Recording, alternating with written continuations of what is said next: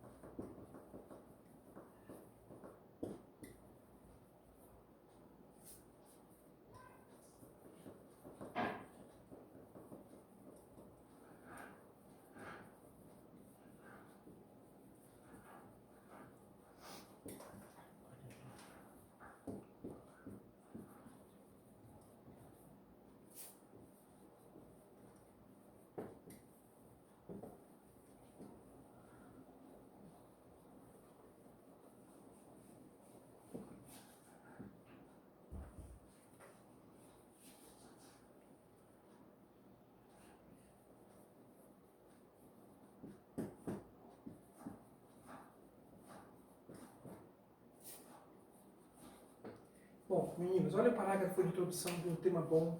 Ó, eu fiz meu parágrafo de introdução pensando muito no parágrafo de argumentação. Porque esse é um tema muito limitado, né? Que a gente pode ter um monte de coisa para dizer, mas ao mesmo tempo algumas eu não tenho nada para dizer, né? Eu não sei repisar o clichê, né? Fazer aquilo que todo mundo já fez, dizer aquilo que todo mundo já diz. Então esse é um desafio para esse tema, né? Então o que eu faço? Eu escolho dois argumentos. Primeiro, eu vou dizer que a gente mantém o estereótipo de que o índio é preguiçoso, de que o índio tem muita terra, de que o índio não produz nada, de que o índio não tem que a cultura dele tem que ser colocada de lado, de que ele tem que ser embranquecido. Esses estereótipos são de uma outra época, vem de lá de trás, né? Desde que quando os portugueses chegaram aqui e impuseram logo a língua, a cultura, as tradições da Europa, vem desde lá de trás e se mantém nos dias de hoje. Esse paralelo histórico é muito importante. Esse vai ser meu primeiro argumento, né? E vou falar que a escola tem um papel muito importante, decisivo nessa manutenção dos estereótipos. Esse é o primeiro ponto. E depois eu vou falar desse modelo econômico segregador que nós temos hoje, que é o modelo econômico capitalista, que tira do índio a chance de ter a terra, de estar vinculado à terra. Quer dizer, o que a gente quer hoje? Produzir commodity, né? Tem que produzir soja, tem que produzir milho, tem que criar gado, tem que aumentar as exportações. E a que preço? Ah, dane-se a terra do índio, dane-se a cultura do índio. Então eu posso atropelar aqui que não tem problema nenhum. Opa, então eu tenho duas situações completamente distintas, mas que fundamentam o meu argumento. O primeiro é a manutenção dos estereótipos, né? A cultura, a imposição da cultura. E o segundo é o modelo econômico que é segregador, que é usurpador, que estigmatiza, que violenta, que tira do índio a possibilidade da manutenção da sua cultura. Viram? Então eu tenho duas problemáticas marcadas. Onde é que eu defini isso? Aqui, ó, no parágrafo de introdução. Depois de falar, de fazer um contexto histórico, de fazer referência literária, de falar qual é o tema da redação, e só a partir daí é que eu começo a produzir o meu texto pensando nos argumentos. Primeiro eu contextualizo a proposta da redação. Olha como é que eu fiz. Ó, no romantismo brasileiro, a partir da segunda metade do século XIX, a proposição de dar cor local, nacionalismo e a valorização do passado, essa proposição trouxe o índio como protagonista das melhores produções literárias do país à época. No entanto, os indianistas escritores conceberam um herói sem as características do silvícola nacional, as confeições europeias, dando prosseguimento à derrocada da cultura indígena iniciada com a chegada das naus portuguesas. Viram? Hoje, e aí vem as problemáticas, hoje o cenário de estigmatização, tá aqui o tema da redação, tá? Derrocada da cultura indígena, tá? Que é o tema da redação, cultura indígena. Iniciada com a chegada das naus portuguesas. Hoje, o cenário de estigmatização dos índios conta ainda com duas coisas. O aprofundamento de velhos estereótipos, o primeiro parágrafo de argumentação, viram um paralelismo aqui, até coloquei pertinho aqui para marcar paralelismo, ó. Conta com. E com o avanço de um modelo econômico injusto e usurpador. Então, o segundo parágrafo de argumentação vai falar desse modelo injusto e usurpador. Vai falar do capitalismo. Prontinho. Minha redação está planejada. Está planejada até a conclusão. O que eu vou dizer na conclusão? Que é preciso valorizar a cultura indígena, que é preciso ensinar a cultura indígena na escola, que a FUNAI tem um papel muito importante nesse processo, que o Ministério da Educação tem que criar uma disciplina que trabalhe a cultura indígena, e que trabalhe a valorização da produção artística dos índios, né? Valorizar a língua dos índios, propor aplicativos que valorizem a língua dos índios. Tem um monte de coisa que eu posso fazer. Segundo ponto. Por que a gente tem um modelo segregador? Porque se invadem as terras indígenas, né? Se usam as terras indígenas para produção em larga escala de alimento, de carne de soja, de milho, de algodão, um monte de coisa. Então, quem é que pode resolver isso? A gente pode chamar o INCRA, pode chamar mesmo a FUNAI, pode chamar os órgãos fiscalizadores, né? Que trabalham com o meio ambiente, o IBAMA, o ICMBio. Quer dizer, quando eu penso no problema, eu estou pensando na solução do problema. E aí estou pensando nos agentes da solução. Aí fica fácil, né? Aí eu posso fazer essa redação em menos de 1 hora. Posso ou não? Posso fazer em menos de 1 hora. Porque eu já sei o que eu vou dizer. Então, se a minha redação não vai ser fruto de acaso, de improviso, eu já sei o que eu vou dizer. Então, eu vou para o argumento. Tá bom? Agora, vamos lá, meninos. Olha só. Agora eu vou tratar do primeiro argumento.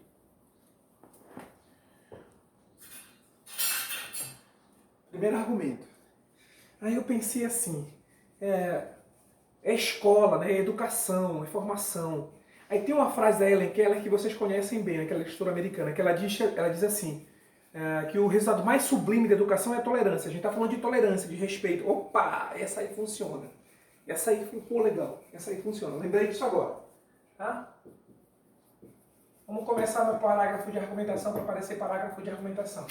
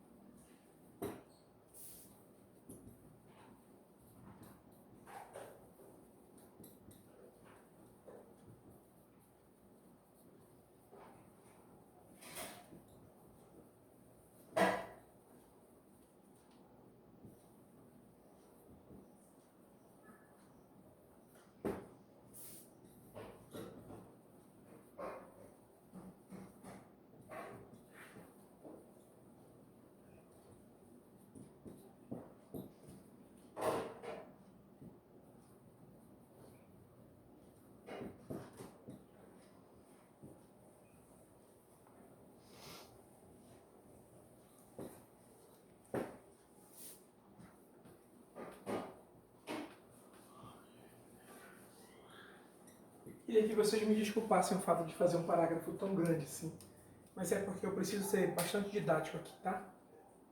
O tema da redação é sobre a cultura indígena e a relação com o que a gente tem hoje, tá? Bom, primeiro eu vou mostrar o parágrafo de argumentação. De início, é lícito destacar como se tem alimentado o preconceito contra a cultura de guaranis, tchucarramães, mundurucus e outras etnias, para não falar índio de novo, né? Mas posso falar silvícola, posso falar aborígene, posso falar bugre, posso falar gentil, posso falar índio, indígena, não faz diferença.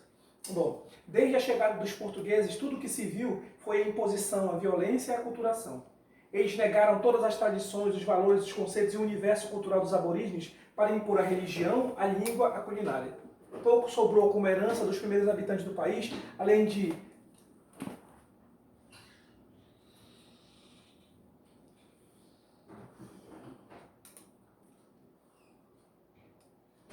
raras. Já tinha feito poucos. Além de raras palavras do vocabulário e parcas referências como a rede, o beiju e a maneira de lidar com a natureza. Atualmente, as escolas perpetuam tal concepção, não discutem a história, não representam a visão do colonizado, não se empenham em refazer percursos. Nesse sentido, vale a reflexão da escritora americana Helen Keller, para quem o resultado mais sublime da educação é a tolerância e, portanto, não se pode respeitar o que não se conhece. Pronto. Meu parágrafo de argumentação tem a Helen Keller, tem uma referência histórica, mas eu estou dizendo, olha, sabe o que aconteceu? A gente não respeita a cultura do índio, a gente não sabe da cultura do índio, a gente não aprende a cultura do índio, e por isso, automaticamente, vai segregando, vai separando, né? Vai estigmatizando. O preconceito surge daí, a gente não conhece e, portanto, se a gente tivesse conhecimento, como diz a Helen Keller, o resultado mais sublime da educação é a tolerância. Se a gente tem educação e a gente estuda e se educa para a cultura do outro, a gente tolera, aceita, respeita. Não é assim? Então tá, meu parágrafo de argumentação está aqui, ó.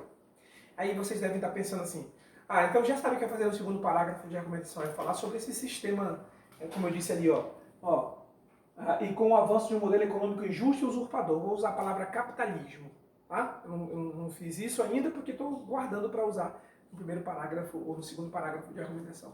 Isso não é mistério, não é? É difícil? Não. Pois é. O que acontece é assim, a grande dificuldade que a gente tem na redação é na montagem do parágrafo de introdução.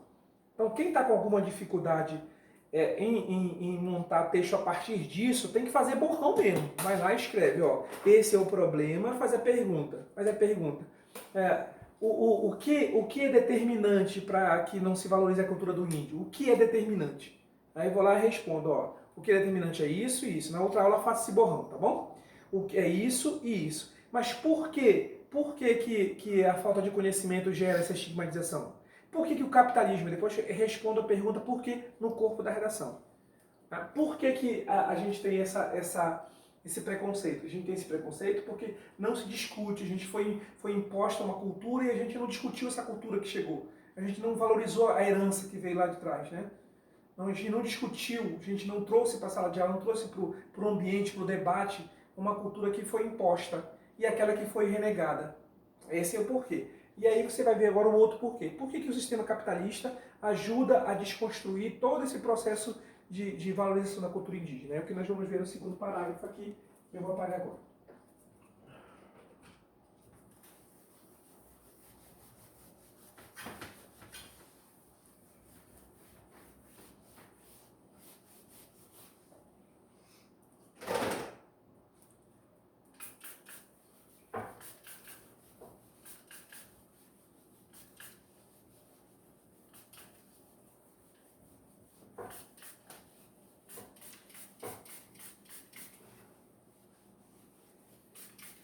O segundo parágrafo de argumentação vai tratar sobre o capitalismo, né? Mas eu não citei capitalismo. Vocês viram aqui, eu falei com o modelo econômico injusto e usurpador. Então eu posso começar com o capitalismo. Aí eu vou dizer que esse é o modelo econômico que nós temos hoje. Alguns me falaram que estavam com dificuldade em achar sinônimo para índio. Se você usa índio 3 vezes no texto ou 4 vezes no texto, não é um problema. Se você não pode colocar um embaixo do outro, né? Mas se você usou índios, depois usar eles, ou então faz assim como eu fiz aqui, usou índios, depois faz tchucarramãe, guarani, mundurucus e outras etnias, você está usando um recurso de progressão discursiva importante. Índios é o maior, né? Então o que é menor? é o hipo. Hiperônimo é índio. Hipônimo, ó, Chucarramã, Munduruku, Guarani, o que é isso? São índios. Então, em vez de eu usar o hiperônimo, que é índio, eu uso o hipônimo, que é o elemento menor, que chama campo lexical, né? Ou campo semântico. Eu tenho um universo de palavras que compõem aquela referência. Eu tenho índios e depois vou, ó, Chucarramã, Guaranis, Mundurucus. Aí vou separando, e na hora de juntar, retoma índio automaticamente. Isso é um fator de progressão discursiva bem legal. Hipônimo e hiperônimo. Eu mostro para vocês na outra hora. Mas já tem um exemplo aqui. Bom, vamos lá. Vou começar no segundo parágrafo de argumentação. Você já sabe do que eu vou tratar. Falar sobre capitalismo. Aí só, menino, já estou preparado, já sei como é que eu vou resolver ali, tá? Bom, vamos lá.